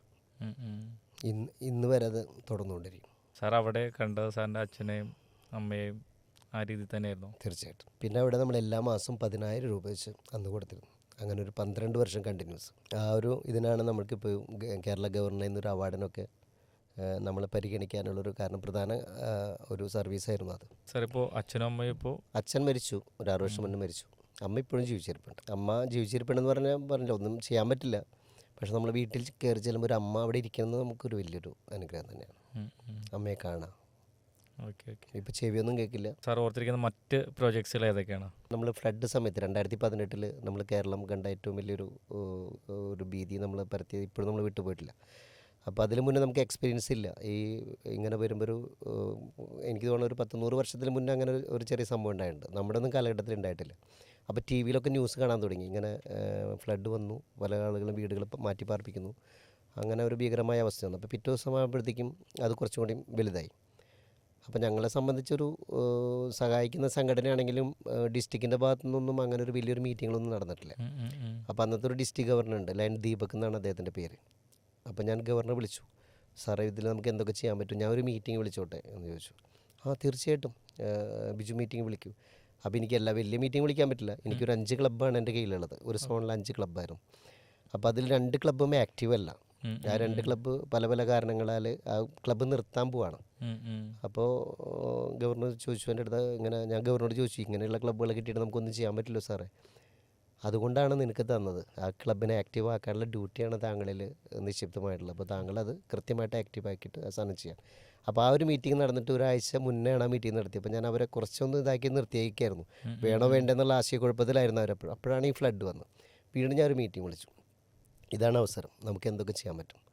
അപ്പോൾ നമുക്ക് ഇവിടെ ക്യാമ്പുകൾ തുടങ്ങുക. അപ്പോൾ ഒരു ചുറ്റിടുന്ന 2-3 ക്യാമ്പുണ്ട്. അപ്പോൾ ഇതുവരെ നമ്മൾ ഫേസ് ചെയ്യാത്തൊരു കാര്യമാണ്. അപ്പോൾ നമുക്ക് എന്തൊക്കെ രീതിയിൽ സഹായിക്കാൻ പറ്റും. അപ്പോൾ അതിനെപ്പറ്റി ഒരു മീറ്റിംഗ് നടന്നു. പല ആളുകൾ പല രീതിയിൽ പൈസ കൊണ്ടും അങ്ങനെയുള്ള കാര്യങ്ങളൊക്കെ സഹായിക്കാമെന്ന് പറഞ്ഞു. അപ്പോൾ ഇപ്പോൾ ഇമ്മീഡിയറ്റ് ആയിട്ട് ചെയ്യാൻ പറ്റിയ കാര്യം എന്താണ്, അപ്പോൾ ക്യാമ്പുകളുണ്ട്, ക്യാമ്പുകളിൽ ഭക്ഷണം കൊടുക്കാം. അപ്പോൾ അവിടെ നിന്ന് ആദ്യമായിട്ട് വരുമ്പോൾ അങ്ങനെ ഉണ്ടാവുമല്ലോ. അപ്പോൾ ഞങ്ങളത് ഏറ്റെടുത്ത് ഞങ്ങൾ ഈ 5 ക്ലബ്ബുകളിലൂടെ അവരുടെ തന്നെ പൈസ സമാഹരിച്ച് ഞങ്ങൾ അവിടെ ഭക്ഷണം കൊടുക്കാൻ തുടങ്ങി. അങ്ങനെ ഭക്ഷണം കൊടുത്ത് അവിടെ വന്നപ്പോൾ പിന്നെ പാർട്ടിക്കാർ ഇടപെട്ടു. അങ്ങനെ വന്നപ്പോൾ പോലീസ് കൃത്യമായിട്ട് നിരീക്ഷിക്കുന്നുണ്ടായിരുന്നു. അപ്പോൾ അവർ പാർട്ടിക്കാരൊക്കെ മാറ്റിയിട്ട് പറഞ്ഞു ഇവർ കൃത്യമായിട്ട് ലയൺസ് ക്ലബ്ബ് അതിനെ ഇത് സർവീസ് ചെയ്യുന്നുണ്ട്, അതുകൊണ്ട് നിങ്ങൾ ഇവിടെ രാഷ്ട്രീയം വേണ്ട എന്ന് പറഞ്ഞിട്ട് നമ്മളൊരു 10 ദിവസം കഴിഞ്ഞു. പിന്നെ രാഷ്ട്രീയക്കാരൊക്കെ സഹകരണം നമുക്ക് കിട്ടി. പിന്നെ അവരുടെ ഇന്ന രാഷ്ട്രീയമൊന്നും അവിടെ പറഞ്ഞില്ല, പക്ഷെ ഞങ്ങളെ സഹായിക്കാൻ തുടങ്ങി. അവരുടേതായ രീതിയിൽ പോലീസും കാര്യങ്ങളൊക്കെ സഹായിച്ച് ഞങ്ങൾ 3 ക്യാമ്പിലേക്ക് ഒരു ക്യാമ്പിൽ ഏകദേശം 2000-ഓളം ആളുകളുണ്ട്, സ്കൂളുകൾ കേന്ദ്രീകരിച്ച് വന്ന്. അപ്പോൾ അതൊക്കെ ഞങ്ങളുടെ ഈ ക്ലബ്ബുകളുടെ നേതൃത്വത്തിൽ ഒത്തിരി പൈസക്കാരുണ്ടായിരുന്നു. അപ്പോൾ ഈ വേണ്ടാന്ന് പറഞ്ഞ 2 ക്ലബ്ബാണ് ഏറ്റവും കൂടുതൽ അതിൽ ഇൻവോൾവ് ആയതും സഹായിച്ചതും. ഒരുപാട് വസ്ത്രമായിട്ടും ഭക്ഷണമായിട്ടും കൊടുക്കാൻ പറ്റി. അപ്പോൾ ഇതറിഞ്ഞിട്ട് എൻ്റെ ഒരു ഫ്രണ്ട് ഉണ്ട്, വിജയ് എന്ന് പറയും, അവിടെ നമ്മുടെ ഡെൻ്റലിൻ്റെ ഒരു ഡിസ്ട്രിബ്യൂട്ടർ തന്നെയാണ്. അപ്പോൾ പുള്ളി ഇതൊക്കെ ഇങ്ങനെ കാണുന്നുണ്ടായിരുന്നു, ഇങ്ങനെ സർവീസ് ചെയ്യുന്നതൊക്കെ. അപ്പോൾ അവിടുന്ന് അവരെല്ലാവരും കൂടി ഒരു കൂട്ടായ്മയിൽ ഒരു 15 ലക്ഷം രൂപയുടെ മെഡിസിനും വസ്ത്രവും അതുപോലെ തന്നെ ആഹാര സാധനങ്ങളൊക്കെ ആയിട്ട് സമാഹരിച്ചിട്ടുണ്ടായിരുന്നു. അത് ഓൾറെഡി കളക്ടർക്ക് പോകാവുന്ന രീതിയിൽ എല്ലാ പ്രൊസീജിയറും പൂർത്തിയാക്കി. എന്നിട്ടാണ് പുള്ളി എന്നെ വിളിക്കണം. അപ്പോൾ ഇങ്ങനെ കളക്ടർക്ക് വരുന്നുണ്ട്, അപ്പോൾ അതെന്താ ബിജുവിന് അത് നേരിട്ട് ചെയ്യാൻ പറ്റുമെന്ന് ചോദിച്ചു. അപ്പോൾ ഞാൻ കളക്ടർ പോകുന്നുണ്ട്, പിന്നെ നമുക്ക് കിട്ടില്ലല്ലോ, അതവിടെ കളക്ടർ കൃത്യമായിട്ട് അത് അവരുടെ രീതിയിലാകും പോരും. ഇമ്മീഡിയറ്റ് ആയിട്ട് അവർ കളക്ടറെ ബന്ധപ്പെട്ടിട്ട് നമ്മളിങ്ങനെ ലയൺസ് ക്ലബ്ബ് സർവീസ് ചെയ്യുന്നുണ്ട് അവർക്ക് കൊടുത്തുകൊണ്ട് കുഴപ്പമുണ്ടെന്ന് വെച്ചു. അവിടെ നിന്ന് പിന്നെ 2 പോലീസുകാർ വന്ന് ഇവിടെ അന്വേഷിച്ചു. കൃത്യമായിട്ട് ക്യാമ്പുകളിൽ വിതരണം ചെയ്യുന്നുണ്ട്. ഇമ്മീഡിയറ്റ് ആയിട്ട് ലെറ്റർ വന്നു, അവിടെ ഫോൺ വന്നു, അത് ഇവർക്ക് കൊടുത്തു. അപ്പോൾ ഡയറക്റ്റ് നമുക്ക് നമ്മുടെ ക്ലബ്ബിൽ, ഞാൻ ലയൺസ് ക്ലബ്ബ് ഓഫ് ഒല്ലൂരിലൊരു മെമ്പറാണ്, അപ്പോൾ ഞങ്ങൾക്ക് ക്ലബ്ബ് ഹൗസൊക്കെ ഉണ്ട്. ആ ക്ലബ്ബിലേക്ക് ഈ സംഭവങ്ങൾ വരികയും ഈ ക്യാമ്പുകൾ മുഴുവൻ ദയ ഹോസ്പിറ്റലിലൊക്കെ ഒരുപാട് മെഡിസിൻ നമ്മൾ വിതരണം ചെയ്തിട്ടുണ്ട്, മെഡിസിനും ഇതായിട്ട്. 15 ലക്ഷം രൂപ സംഭവം നമുക്ക് വിതരണം ചെയ്യാൻ പറ്റി. പിന്നെയാണ് പെട്ടെന്ന് ഗജ വരുന്നത് തമിഴ്നാട്ടിൽ. അപ്പോൾ ഞാൻ പുള്ളിക്കാരനെ വിളിച്ചു, നമ്മളെങ്ങനെയാണ് പ്രത്യുപകാരം ചെയ്യേണ്ടത്. അപ്പോൾ ഈ തഞ്ചാവൂർ പ്രദേശത്തൊക്കെ ഒരുപാട് കാറ്റ്, തെങ്ങുകളുടെ ഒരുപാട് നാശം വന്നു. അപ്പോൾ അവർക്ക് വേണ്ടത് തെങ്ങ് തൈകളാണ്. പുതിയ തെങ്ങ് തൈകൾ കൊടുത്ത് പ്ലാന്റ് ചെയ്ത് കൊടുക്കണം. അങ്ങനെ ചെയ്താൽ നന്നായിരിക്കും എന്ന് പറഞ്ഞു. അപ്പോൾ നമ്മൾ അതിനെപ്പറ്റി അന്വേഷിച്ചു. അപ്പോൾ നമ്മൾ മണ്ണുത്തിയിൽ പോയിട്ട് അന്വേഷിച്ചപ്പോൾ ഏകദേശം ഒരു 75 രൂപയോളം വരെ ഹൈബ്രിഡ് ഇതിൻ്റെ. അങ്ങനെ 1000 തെങ്ങ് തൈ മേടിക്കുക മാത്രമല്ല നമ്മളവിടെ കൊണ്ടുപോയിട്ട് നട്ടു കൊടുക്കണം. അങ്ങനെ നമ്മൾ ഈ 5 ക്ലബ്ബുകളും അതിന് വേണ്ടിയിട്ട് സാമ്പത്തികമായിട്ട് സഹായിച്ചിരുന്നു. അതിലൊരു മെജോറിറ്റി ഫണ്ട് നമ്മൾ എടുത്തിരുന്നെങ്കിലും ഈ 5 ക്ലബ്ബിലെ ആളുകൾ അതിനെ സഹായിച്ച് ഒരു ലോറിയിൽ കയറ്റി അയച്ച് അവിടെ നട്ട് ഇപ്പോൾ 2 വർഷം മുന്നേ അത് കായ്ച്ചു. അവിടെ നിന്ന് നമുക്ക് ഫോട്ടോ ഒക്കെ അയച്ചു തന്നു. അപ്പോൾ അങ്ങനെ ഒരു 2 പ്രോജക്റ്റാണ് നമുക്ക് ഏറ്റവും ഓർമ്മയിലിരിക്കുന്നത്. പിന്നെ ഞാൻ സെക്രട്ടറി ആയിരുന്ന സമയത്ത് ഇങ്ങനെ സ്പൈനൽ കോഡിന് പരിക്ക് പറ്റിയിട്ടുള്ള ആൾക്കാർ, അരയ്ക്കുന്ന താഴെ പരിക്ക് പറ്റിയിട്ടുള്ള ആളുകൾക്ക് ഒരു സാമ്പത്തിക സഹായം നൽകി എല്ലാ മാസവും ഒരു 1000 രൂപ വെച്ചിട്ട് ഒരു വർഷം അതൊരു 75 പേർക്ക് കൊടുക്കാനുള്ളൊരു പദ്ധതി നമ്മൾ കൂടെ ചെയ്തു. അവരുടെയൊക്കെ പ്രാർത്ഥന നമുക്ക് എന്തായാലും ഉണ്ട്. അതിൻ്റെ അടുത്ത വർഷം ഞാൻ പ്രസിഡൻ്റായപ്പോൾ അവർക്കിങ്ങനെ പൈസ കൊടുത്ത് മാത്രം സഹായിക്കാതെ അവർക്കൊരു സ്വയം പര്യാപ്തമാക്കണം എന്ന് തോന്നി. അപ്പോൾ അവരെ തൊഴിൽ അഭ്യസിപ്പിച്ചിട്ട് അവർക്ക് തൊഴിൽ തുടങ്ങാനുള്ള കുറച്ച് പൈസയും കൊടുത്ത് അവരെ കൊണ്ട് കുറേ പേരെ കൊണ്ട് ഇങ്ങനെ ചെറിയ ചെറിയ നമ്മളിങ്ങനെ പെന്നുകൾ ഉണ്ടാക്കുക, അതുപോലെ തന്നെ അങ്ങനെയുള്ള കാര്യങ്ങളൊക്കെ ഉണ്ടാക്കി വെച്ച് അവരെ സ്വയം പര്യാപ്തമാക്കിയിട്ട് ഒരു 100 പേരോളം നമ്മൾ അതിന് സജ്ജമാക്കി. സാർ, ഇപ്പോൾ നമ്മൾ സോഷ്യൽ മീഡിയയിൽ പല ബിസിനസ്സുകാർ അല്ലെങ്കിൽ ലീഡിംഗ് ആയിട്ടുള്ള പലരും നമ്മൾ കാണുന്നതാണ് ചാരിറ്റി ആയിട്ട് ചെയ്യുന്നത്, സഹായങ്ങൾ ചെയ്യുന്നത്. അപ്പോൾ പലരും അതിൻ്റെ കീഴിൽ വന്ന് പറയുന്നുണ്ട് നിങ്ങളിത് പ്രൊമോഷന് അല്ലെങ്കിൽ ബ്രാൻഡിങ്ങിന് അങ്ങനെ പല കാര്യങ്ങളൊക്കെ ചെയ്യുന്നുണ്ടെന്നൊക്കെ പറയുന്നുണ്ട്. പക്ഷേ നമ്മളെ സംബന്ധിച്ച് അവർ ചെയ്യുന്നൊരു നമുക്ക് ഈ പറയുന്ന പലർക്കും പറ്റാത്തൊരു കാര്യമാണ് അവർ ചെയ്യുന്നത്. പക്ഷെ അതിനെക്കുറിച്ച് സാറിൻ്റെ ഒരു അഭിപ്രായം എന്താണ്? ഇതിൽ നമുക്ക് കമ്പാരിസൺ പറ്റില്ല. ഇതിലിപ്പോൾ നമ്മൾ ചില ആളുകൾ ചാരിറ്റി ചെയ്യുന്ന പ്രൊമോഷന് വേണ്ടി മാത്രമാണ്. കാരണം പല ആളുകളും അറിയാം, ഒരു ചാക്കരി കൊടുത്തു, അത് മെത്രാനെ മന്ത്രിനെ കൊണ്ട് ഉദ്ഘാടനം ചെയ്യിച്ച് കുറേ പേരുടെ അടുത്ത് പൈസ മേടിച്ചിട്ട് കുറേ സംഭവങ്ങളുണ്ട്. ശരിക്കുള്ള അസോസിയേഷനൊന്നും ആവില്ല, അവരങ്ങനെ ചെയ്ത് പത്രത്തിൽ ഫോട്ടോ വരുന്നു, ഒരു ചാക്കരി കൊടുത്തു. പക്ഷെ അവർ കളക്ട് ചെയ്യുന്ന ലക്ഷങ്ങളാണ്. പിന്നെ കുറേ ആളുകളെ പറ്റിക്കുന്ന കുറേ ആളുകളുണ്ട്. പക്ഷേ ലയൺസ് ക്ലബ്ബ് പോലെയുള്ള ഇതുകൾ കൃത്യമായിട്ട് അത് മോണിറ്റർ ചെയ്യുന്നുണ്ട്. അവിടെ അങ്ങനെയുള്ള ഈ പ്രസ്ഥാനത്തിൽ കൂടെ നടക്കുന്നത് കൃത്യമായിട്ട് തന്നെയാണ്. വരുന്ന ഫണ്ടുകൾ മുഴുവൻ നമ്മൾ സർവീസിന് വേണ്ടി തന്നെ ചെയ്യുന്നത്. ഞാൻ നേരത്തെ പറഞ്ഞ പോലെ കുറേ പേര് അത് സർവീസിന് താല്പര്യമില്ലാത്തവർ വരുന്ന വിട്ടു പോവുകയും ചെയ്യും. പക്ഷേ ഇതിൽ കൃത്യമായിട്ട് നമ്മളത് സർവീസ് അത് പ്രൊമോഷന് വേണ്ടിയിട്ടല്ല, കൃത്യമായിട്ട് സർവീസ് തന്നെയാണ് ചെയ്യുന്നത്. പിന്നെ ഈ സർവീസ് ചെയ്യുമ്പോൾ നമ്മളൊരു ബ്രാൻഡിങ്ങിനോട് ഉപരി ഞാൻ പറഞ്ഞില്ലേ, ഒരാൾ ബിസിനസ് പെട്ടെന്ന് പൊട്ടി, നല്ലൊരു മനുഷ്യനായിരുന്നു, എന്താ ഇങ്ങനെ പറ്റിയെന്ന് അറിയില്ല, അതൊന്നും വേറെ ഒന്നുമല്ല. നമ്മൾ ദൈവത്തിന് നിരക്കാത്ത ഏത് കാര്യം ചെയ്തോ പിന്നീട് നമുക്കത് എഫക്റ്റ് ചെയ്യും. അപ്പോൾ ചില ആളുകൾ അയ്യോ നല്ലൊരാളായിരുന്നല്ലോ, ബിസിനസ് പൊട്ടി തരിപ്പണായി, ആൾക്ക് ഈ അസുഖം വന്നു. അതിൻ്റെയൊക്കെ പുറകിൽ ഒരു സംഭവം നമ്മൾ ചെയ്തൊരു നീതികേടോ അല്ല അതൊക്കെ ഉണ്ടാവും. എല്ലാതും അല്ല, 100% പറയണേ. അപ്പം നമ്മൾ പല ആളുകളെ അങ്ങനെ കാണുമ്പോൾ അതിലേക്ക് പിന്നീട് ചുവന്നു പോകുമ്പോൾ അദ്ദേഹത്തിന് മുന്നിലുള്ള പ്രവൃത്തികൾ അത്ര നല്ലതായിരിക്കില്ല. പുറമെ കാണുമ്പോൾ നമുക്കറിയില്ല. അപ്പോൾ അതൊക്കെ ആയിരിക്കും പല പല കാരണങ്ങൾ വരുന്നത്. അപ്പോൾ അതിന് വേണ്ടി ഒന്നിനും വേണ്ടിയിട്ട് നമ്മൾ സർവീസ് ചെയ്യണമെന്ന് ഒരിക്കലും ഒരു പ്രൊമോഷന് വേണ്ടി ആവരുത്. അതെൻ്റെ ഒരു ചെറിയൊരു അഭ്യർത്ഥനയാണ്. ഇതിലിപ്പോൾ ഞങ്ങൾ ലയൺസ് ക്ലബ്ബിൽ കൂടെ ഫോട്ടോ എടുക്കുന്നുണ്ട്. അത് ഞങ്ങൾ ഇൻ്റർനാഷണൽ റിപ്പോർട്ട് ചെയ്യേണ്ട ഒരു കാര്യമുണ്ട്. അതുകൊണ്ടാണ് ഫോട്ടോ എടുക്കുന്നത്.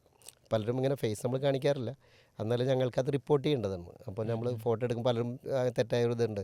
നമ്മളൊരു 10,000 കൊടുത്തു, അവരെ ഫോട്ടോ എടുത്തു. അത് ഞങ്ങൾക്ക് റിപ്പോർട്ട് ചെയ്താലാണ് അടുത്ത ആളെ കൊണ്ട് അത് ചെയ്യിപ്പിക്കാനായിട്ട് നമുക്ക് സാധിക്കും. അതിന് വേണ്ടിയിട്ടാണ് ഞങ്ങൾ അങ്ങനെ ചെയ്യുന്നത്. ഇപ്പോൾ ഞാൻ ശ്രദ്ധിച്ചത് സാറിൻ്റെ പേരിന് മുന്നിൽ PMJF, അതുപോലെ തന്നെ പുറത്തൂർ, ഈ രണ്ടും മുൻപിലും പുറകിലായിട്ടുണ്ട്. എന്താണ് ഇത് രണ്ടും? PMJF, MJF എന്നൊക്കെ പറയുന്നത് നമ്മുടെ ഈ പ്രസ്ഥാനം തുടങ്ങിയത് അമേരിക്കയിലുള്ള മെൽവിൻ ജോൺസ് എന്ന് പറയുന്ന ഒരാളാണ്. അദ്ദേഹം ഒരു ഇൻഷുറൻസ് ഏജൻ്റ് ആയിരുന്നു. പുള്ളിയുടെ മനസ്സിൽ ഉരുത്തിരിഞ്ഞൊരാശയമാണ് മറ്റുള്ളവർ സർവ് ചെയ്യണമെന്നുള്ളത്. അത് ലോകം മുഴുവൻ വ്യാപിച്ചു. അപ്പോൾ അദ്ദേഹത്തിനോടുള്ളൊരു ഇത് കൊടുക്കുന്നൊരു ഫെലോഷിപ്പാണ് മെൽവിൻ ജോൺസ് ഫെല്ലോ. അപ്പോൾ അതിന് വേണ്ടിയിട്ടാണ് ഈ ഒരു MJF, മെൽവിൻ ജോൺസ് ഫെല്ലോ എന്നാണ് എൻ്റെ ഫുൾ നെയിം. അതിൻ്റെ കൂടെ പിന്നെ അതിന് $1,000 നമ്മൾ കൊടുക്കേണ്ടത്. എന്തിനാ ഈ $1,000 മുഴുവൻ നമ്മൾ ഇപ്പോൾ ഈ കലാമിറ്റീസ് ഇവിടെ എന്തെങ്കിലും വന്നു, ഇപ്പം നമ്മുടെ വയനാട്ടിൽ ദുരന്തം ഉണ്ടായില്ലേ, ആ ഹോസ്പിറ്റലിൽ പണിത് കൊടുത്ത് ലയൻസാണ്. അതുപോലെ തന്നെ ഇവിടെ പ്രളയം വന്ന സമയത്ത് ഏറ്റവും ഫസ്റ്റ് ഫണ്ട് വന്നത് ഇൻ്റർനാഷണൽ നമ്മുടെ ലയൺസ് ക്ലബ്ബിൽ നിന്നാണ്. നമ്മുടെ ഗവൺമെൻറ് ആലോചിക്കുന്നതിന് മുന്നേ ഫണ്ട് ഇത് വന്നു. അതിനു വേണ്ടി മാത്രമാണ് ആ ഫണ്ട് ഉപയോഗിക്കുന്നത്. അത് വേറെ മറ്റൊരു ആവശ്യത്തിന് ഉപയോഗിക്കില്ല. അതുകൊണ്ടാണ് ഇത്രയും ആളുകൾ അത് നൽകുന്നത്. അതിപ്പോൾ ഞാൻ മാത്രമൊന്നുമല്ല. പിന്നെ PMJF നമ്മൾ ഒരെണ്ണം കൂടി ഒരു $1,000 കൂടി കൊടുത്തു കഴിഞ്ഞാൽ PMJF. അങ്ങനെയാണ് PMJF എന്ന് പേരിൻ്റെ മുന്നിൽ വരുന്നത്. ഇനി പുറത്തൂരിലേക്കാണെങ്കിൽ അതിൻ്റെ ഹൗസ് നെയിമാണ്. അപ്പോൾ എൻ്റെ സർട്ടിഫിക്കറ്റിലൊക്കെ ബിജു PJ എന്നാണ്, പുറത്തൂർ ജോസ് എന്നുള്ളത്. അപ്പം ഞാൻ ചേരുന്ന സമയത്ത് ഈ പുറത്തൂരിലെ വീട്ടും പേരുള്ള ഒരു ജ്യേഷ്ഠൻ്റെ എനിക്ക്, പുള്ളി ജോസ് പുറത്തൂരാണ്. അപ്പോൾ പുള്ളി എന്നോട് പറഞ്ഞു, അത് നീ ബിജു PJ എന്ന് വെക്കുക, അത് ബിജു പുറത്തൂർ എന്ന് വെക്കുന്നത്. അപ്പോൾ ഞാനതിനെ എതിർത്തു. അത് വേണ്ട, എനിക്കത് ഇഷ്ടമില്ല, ഞാൻ ബിജു PJ എന്നാണ് എല്ലാത്തിലും വരുന്നത്. അപ്പോൾ അതുകൊണ്ട് ബിജു പുറത്തൂർ വേണ്ട എന്ന് പറഞ്ഞു. പക്ഷേ പുള്ളി നിർബന്ധമായിട്ടും ആ ഒരു സംഭവം പുറത്തൂർ വെക്കണം എന്ന് പറഞ്ഞു. അങ്ങനെ ഇപ്പം ഞാൻ ബിജു പുറത്തൂർ എന്നറിയപ്പെടാൻ തുടങ്ങി. ഇപ്പം നമ്മളപ്പോൾ അത് ഒരു ലീഡർഷിപ്പിലേക്ക് വരുന്ന സമയത്ത് ആ പുറത്തൂർ എന്നുള്ള വേർഡ് ഭയങ്കര ഒരു ഹൈപ്പ് നമുക്ക് കിട്ടുന്നുണ്ട്. ഇപ്പോൾ ബിജു എന്ന് അറിയില്ലെങ്കിലും പുറത്തൂർ എന്നുള്ളൊരു പേര് ഭയങ്കരമായിട്ട് എല്ലാവരും അറിയപ്പെടാൻ തുടങ്ങി. നമ്മളെ 7,000 മെമ്പർമാരിലേക്കും നമ്മളെ അറിയപ്പെടാൻ തുടങ്ങി പുറത്തൂർ എന്നുള്ള വേർഡും കൂടി ഉള്ളതുകൊണ്ടാണ്. സാർ, ഇപ്പോൾ കഴിഞ്ഞ 3 പതിറ്റാണ്ടായിട്ട് ബിസിനസ് രംഗത്തുണ്ട്. അപ്പം അന്നത്തെ ഒരു ചുറ്റുപാടല്ല എന്നുള്ളത്. അതുകൂടാതെ തന്നെ ഒത്തിരി യങ്സ്റ്റേഴ്സ് ബിസിനസ്സിലേക്ക് വരുന്നുണ്ട്. അവരോട് സാറിന് എന്താണ് പറയാനുള്ളത്? അവരോടൊക്കെ പറയാനുള്ളത് അനുഭവങ്ങൾ ഉണ്ടാവണം. അനുഭവങ്ങളില്ലാത്തവർ ബിസിനസ് തുടങ്ങി കഴിഞ്ഞാൽ അത് പെട്ടെന്നൊരു ഉയർച്ച ഉണ്ടാവില്ല. ബിസിനസ് തുടങ്ങുമ്പോൾ ആദ്യം ചിന്തിക്കുക നമുക്കൊരു കൊല്ലത്തിനുള്ളിൽ പൈസക്കാരാവണം. പൈസ ഉണ്ടാക്കാൻ വേണ്ടി ബിസിനസ് തുടങ്ങി ഒരിക്കലും വിജയിക്കില്ല. അതിൽ നമ്മൾ ആദ്യം കുറച്ച് പേർക്ക് ജോലി കൊടുക്കാനുള്ളൊരു മനസ്സുണ്ടാകണം. അപ്പോൾ കുറച്ച് പേര് നമ്മളെ ചുറ്റുപറ്റി ജീവിക്കുമെന്ന് തോന്നിയാലാണ് നമുക്കും അതിനോടൊപ്പം ഗ്രോ ചെയ്യാൻ പറ്റുള്ളൂ. അല്ല നമ്മൾ പെട്ടെന്ന് എങ്ങനെയെങ്കിലും ബിസിനസ് ചെയ്ത് എങ്ങനെയെങ്കിലും പൈസ ഉണ്ടാക്കണമെന്ന് വിചാരിച്ചാൽ എവിടെ എത്തില്ല. പിന്നെ ഇപ്പോഴത്തെയും വ്യത്യാസം എന്ന് പറയുന്നത്, മുന്നേ പറഞ്ഞ പോലെ ഒരുപാട് അനുഭവങ്ങൾ ഉണ്ടായതിന് ശേഷമാണ് വരുന്നത്. ഇപ്പോൾ അനുഭവങ്ങളൊന്നുമില്ല, വീട്ടിൽ ഇഷ്ടം പോലെ പൈസയുണ്ട്, അതിനെപ്പറ്റി എന്ത് പറഞ്ഞാലും നമുക്ക് മൊബൈലിൽ നോക്കിയിരുന്ന് ചെയ്യാവുന്നൊരു സാഹചര്യമുണ്ട്. അപ്പോൾ അവർക്ക് ഒരു ഫെയിലിയറിനെ ഫേസ് ചെയ്യാൻ പറ്റില്ല. അപ്പോൾ നമുക്ക് വളർച്ച വന്നാലും തളർച്ച വന്നാലും നേരിടാനുള്ള ഒരു മനസ്സിനെ ഒരുക്കുകയാണ് ഒരു ബിസിനസ്സുകാർ ആദ്യം ചെയ്യേണ്ടത്. കാരണം നമ്മൾ അതുപോലെ തന്നെ ഈ വരുന്ന പണത്തിനെ എങ്ങനെ മാനേജ് ചെയ്യണം, അതാണ് ഇപ്പോഴത്തെ ആളുകൾക്ക് ഇല്ലാത്തൊരവസ്ഥ. അതായത് 1 ലക്ഷം രൂപ വരുമാനം വന്നാൽ അതിൽ എത്രയാണ് നമ്മൾ ചിലവാക്കേണ്ടതെന്ന് അറിയില്ല. അതിലൊരു സേവിങ്സ് ഇല്ല. അപ്പോൾ തന്നെ ഓടിപ്പോയി ഒരു കാർ എടുത്തു, ഒരു ഫ്ലാറ്റ് വാങ്ങി, ലോണ് കിട്ടാപ്പോൾ ഒരു ബുദ്ധിമുട്ടില്ലല്ലോ. അങ്ങനെ ബിസിനസ്സിൽ എന്തെങ്കിലും ക്ഷീണം വന്നു കഴിഞ്ഞാൽ പോയി ആത്മഹത്യ. അപ്പോൾ സംരംഭകരോട് എനിക്ക് പറയണത് എപ്പോഴും ഓപ്പർച്യൂണിറ്റി ഇവിടെ ഉണ്ട്. അപ്പോൾ അതിൽ നമ്മൾ അതിനെപ്പറ്റി സ്റ്റഡി ചെയ്തിട്ട് വേണം ഏത് ബിസിനസ് തുടങ്ങാൻ. അപ്പോൾ ലോണുകൾ എടുക്കുന്നതിനോട് ഞാനിത് ഒരു ലോൺ എടുത്തിട്ടില്ല. അപ്പോൾ ആ ചെറിയൊരു ഇത് കൊണ്ട് കൂട്ടി വെച്ച് എടുക്കുന്നത്. പക്ഷേ ലോൺ എടുക്കാൻ നമുക്ക് എപ്പോഴും പറ്റില്ലല്ലോ. അപ്പോൾ ലോൺ എടുക്കുമ്പോൾ നമുക്ക് അതിൽ ചിലവാക്കാവുന്ന തുക കൃത്യമായിട്ടൊരു ഫോളോ അപ്പ് അത് പലരും ചെയ്യുന്നില്ല. കുറേ ഫണ്ട് വരുന്നുണ്ട്, കുറേ ഫണ്ട് പോകുന്നുണ്ട്. ഇപ്പം നിലവിലുള്ള ഒരു സ്റ്റാറ്റസ് അറിയുന്നില്ല. എൻ്റെ കമ്പനിയുടെ ഒരു മാസത്തെ നമ്മൾ മാനുവലായിട്ടും ഇത് നമ്മൾ നോക്കുന്നുണ്ട്, നമ്മളിപ്പോൾ ഏത് അവസ്ഥയിൽ നിൽക്കുന്നുള്ളത്. അത് ഞാൻ കൃത്യമായിട്ട് ഫോളോ ചെയ്യുന്നുണ്ട്. അപ്പോൾ അതും കൂടി വേണം. അതിന് നമ്മൾ ബിസിനസ്സിൽ ഇപ്പം നമ്മൾ എവിടെ എത്തി നിൽക്കുന്നു എന്നുള്ള ഒരു ഫോളോ അപ്പ് എന്തായാലും ബിസിനസ്സുകാർ വേണം. ഇപ്പോൾ ഫാമിലിയിൽ നിന്ന് വേറെ ആരെങ്കിലും ബിസിനസ്സിൽ സപ്പോർട്ട് ചെയ്യുന്നുണ്ടോ സാറിനെ? ബിസിനസ്സിൽ ഞാൻ പറഞ്ഞില്ല, ഭാര്യ അത്ര എല്ലാത്തിനും ഇൻവോൾവ് ആവുന്ന ഒരു ടൈപ്പ് അല്ല. അപ്പോൾ ആൾ വീട്ടിലത്തെ കാര്യങ്ങളൊക്കെ ഭംഗിയായിട്ട് നോക്കും. അവിടെ നിന്ന് എനിക്കൊരു ടെൻഷൻ ഇല്ല. പക്ഷേ ബിസിനസ്സിൽ 2-3 പ്രാവശ്യമൊക്കെ ഭാര്യനെ കൊണ്ടിരുത്താൻ നോക്കി. പക്ഷേ ആൾ ആ ഇതിലേക്ക് പുള്ളി എത്തുന്നില്ല. വീട്ടിലത്തെ കാര്യങ്ങൾ എനിക്ക് അമ്മയായാലും ആ വീട്ടിലത്തെ ഒരു ടെൻഷൻ തരുന്നില്ല. പക്ഷേ മറ്റുള്ള കാര്യങ്ങൾ ഇപ്പോൾ മക്കൾ പഠിച്ചുകൊണ്ടിരിക്കുകയാണ്. ഒരാൾ BBA കഴിഞ്ഞു, ഇനിയിപ്പോൾ MBAക്ക് ജോയിൻ ചെയ്യണം. അതിനുശേഷം ഒരാൾ വിഷ്വൽ കമ്മ്യൂണിക്കേഷൻ. രണ്ടുപേർക്കും ബിസിനസ് താല്പര്യമില്ല. എന്നാലും ഞാൻ നിർബന്ധിച്ച് മൂത്ത ആൾ അതിന് വിട്ടതാണ്. രണ്ടാമത്തെ ആൾക്ക് പിന്നെ ഈ ഫോട്ടോഗ്രാഫി ഇതിലൊക്കെ നല്ല ക്രേസ് ഉണ്ട്. അപ്പോൾ വിഷ്വൽ കമ്മ്യൂണിക്കേഷൻ ബാംഗ്ലൂർ പഠിച്ചുകൊണ്ടിരിക്കുന്നു. ഇനി എന്തൊക്കെയാണ് യുണൈറ്റഡ് ഡെൻറ്റൽസിൻ്റെയും സാറിൻ്റെയും ഭാവി പദ്ധതികൾ? ബിസിനസ് പരമായിട്ട് പറയുകയാണെങ്കിൽ ഞാനൊരു 30 വയസ്സിൽ ഞാൻ സ്വപ്നം കണ്ടൊരു കാര്യമാണ് 50 വയസ്സിൽ റിട്ടയർമെൻറ്റ്. റിട്ടയർമെൻറ്റ് വെറുതെ ഇരിക്കില്ലല്ല, വേറെ എന്തെങ്കിലും ആക്ടിവിറ്റീസ്, ബിസിനസ് അല്ലാതെ എന്തെങ്കിലും ഒരു ആക്ടിവിറ്റിയിൽ സജീവമാവാന്നുള്ളത്. അത് കൃത്യമായിട്ട് 50 വയസ്സിൽ ഞാൻ ബിസിനസ് പിന്നെ അതങ്ങനെ ഒരു ഇതിലങ്ങനെ പോകുന്നുണ്ട്. കുഴപ്പമില്ല, നന്നായി പോകുന്നുണ്ട്. അതിപ്പോൾ ഞങ്ങളുടെ ഓഫീസ് സ്റ്റാഫും അതുപോലെ തന്നെ ഫീൽഡ് സ്റ്റാഫുമായിട്ട് പോകുന്നുണ്ട്. ഞാനത് മോണിറ്റർ ചെയ്താൽ മാത്രം മതി. അതിൽ ഫുൾ ഇൻവോൾവ് അല്ല. ഞാൻ ബിസിനസ്സിന് വേണ്ടി ഇപ്പോൾ ഒരു 5 ദിവസം 6 ദിവസം മാറ്റി വയ്ക്കുന്നുള്ളൂ. ബാക്കി മുഴുവൻ സർവീസിന് വേണ്ടി ലയൺസ് ക്ലബ്ബിൽ ത്രൂ സർവീസിന് വേണ്ടി മാറ്റി വയ്ക്കുകയാണ്. ഇനിയിപ്പോൾ നമ്മളൊരു ലീഡർഷിപ്പിലേക്ക് നമ്മൾ വരുന്നുണ്ട്. അത് ഞാൻ സ്വപ്നം കണ്ട കാര്യമല്ല. പക്ഷെ നമ്മുടെ പ്രവർത്തനങ്ങൾ കണ്ട് ഞങ്ങളുടെ ഒല്ലൂർ ക്ലബ്ബ് വലിയ ക്ലബ്ബാണ്, കേരളത്തിലെ ഏറ്റവും വലിയ ക്ലബ്ബുകളിൽ ഒന്നാണ്. രണ്ടാമത്തെ ക്ലബ്ബ് 179 മെമ്പർമാരാണ്. സാധാരണ ലയൺസ് ക്ലബ്ബൊക്കെ 20-30 മെമ്പർമാരുള്ളത്, ഞങ്ങളുടെ 179 മെമ്പർമാരുള്ളൊരു ക്ലബ്ബാണ്. അപ്പോൾ അവിടെ നിന്ന് ഒരു ഡിസ്ട്രിക്ട് ഗവർണർ എന്ന് പറയും, അതായത് കേരളത്തിൽ നമ്മുടെ 2 ഡിസ്ട്രിക്റ്റിൻ്റെ ചുമതല. മുന്നൊക്കെ അത് 3 ഡിസ്ട്രിക്റ്റ് ആയിരുന്നു, അതിന് മുന്നേ കേരളം മൊത്തമായിരുന്നു. അപ്പോൾ അങ്ങനെ ക്ലബ്ബുകളുടെ എണ്ണം വർദ്ധിക്കുന്നതിനനുസരിച്ച് ഡിവൈഡ് ചെയ്ത് അത് പോകും. ഇപ്പോൾ നമുക്ക് 6 ഡിസ്ട്രിക്റ്റാണ് ഇപ്പോൾ കേരളത്തിലുള്ളത്. അപ്പോൾ അതിലൊരു ഡിസ്ട്രിക്റ്റായി 318D, പാലക്കാട്, തൃശ്ശൂർ. അതിൻ്റെ ഒരു പരമാധികാരം എന്ന് പറയാം, ഒരു ഡിസ്ട്രിക്ട് ഗവർണർ. അവരാണ് ആ ഒരു കൊല്ലത്തേക്കാണ് പോസ്റ്റ്. അപ്പോൾ ഒരു സെക്കൻഡ് വൈസ് ഡിസ്ട്രിക്ട് ഗവർണറിലേക്കാണ് മത്സരം നടക്കുക. പിന്നെ 2 കൊല്ലം കഴിഞ്ഞിട്ടാണ് ഗവർണർ ആവാൻ പറ്റുക. അതിന് പരിശീലനം ഉണ്ടാവല്ലോ, പെട്ടെന്ന് ഗവർണറായി ഒന്നും ചെയ്യാൻ പറ്റില്ല. അപ്പോൾ സെക്കൻഡ് വൈസ് ഡിസ്ട്രിക്ട് ഗവർണറിലേക്ക് എന്നെ മത്സരിപ്പിക്കാനുള്ള ഒരു തയ്യാറെടുപ്പിലാണ് എൻ്റെ ക്ലബ്ബ്. അപ്പോൾ ഒരുങ്ങിക്കൊണ്ടിരിക്കുകയാണ് അതിന് വേണ്ടിയിട്ട്. പിന്നെ അവിടെ നിന്ന് ഞങ്ങൾക്ക് ഒരു ഗവർണർ ഇതുവരെ ഉണ്ടായിട്ടില്ല. 56 വർഷം കഴിഞ്ഞു. ഏറ്റവും വലിയ ക്ലബ്ബാണ്. 3 തോൽവികളെ ഞങ്ങൾ ഏറ്റുവാങ്ങി. അത് ഞങ്ങളുടേതല്ലാത്ത കാരണങ്ങൾ കൊണ്ട് നിസ്സാര കുട്ടികൾക്കാണ് തോറ്റത്. അപ്പോൾ ഇനിയൊരു തോൽവി ഉണ്ടാകരുത്. അതുകൊണ്ട് നല്ലൊരു കാൻഡിഡേറ്റിനും നല്ലൊരു ക്ലബ്ബാണ് അത് പ്രസൻറ്റ് ചെയ്യണത്. അപ്പോൾ അതിൻ്റെ ഒരുക്കത്തിലാണ് ഇനിയുള്ള കാലം. പിന്നെ അങ്ങനെ വന്നു കഴിഞ്ഞാൽ പിന്നെ പൂർണ്ണമായിട്ടും നമ്മൾ ബിസിനസ് തന്നെ മാറി നിൽക്കേണ്ടി വരും. അപ്പോഴേക്കും മക്കൾ വരും. അപ്പോൾ ഞാൻ മക്കളെ സെറ്റാക്കി നിർത്തിയിട്ടുണ്ട്.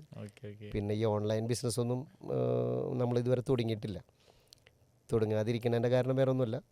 കാരണം ഒരുപാട് പേര് നമ്മൾ 90 ഡിസ്ട്രിബ്യൂട്ടർ ഉണ്ടെന്ന് പറഞ്ഞു. അവരൊക്കെ നമ്മളെ ആശ്രയിച്ച് ജീവിക്കുന്നവരാണ്, അവരുടെ സ്റ്റാഫുകളും.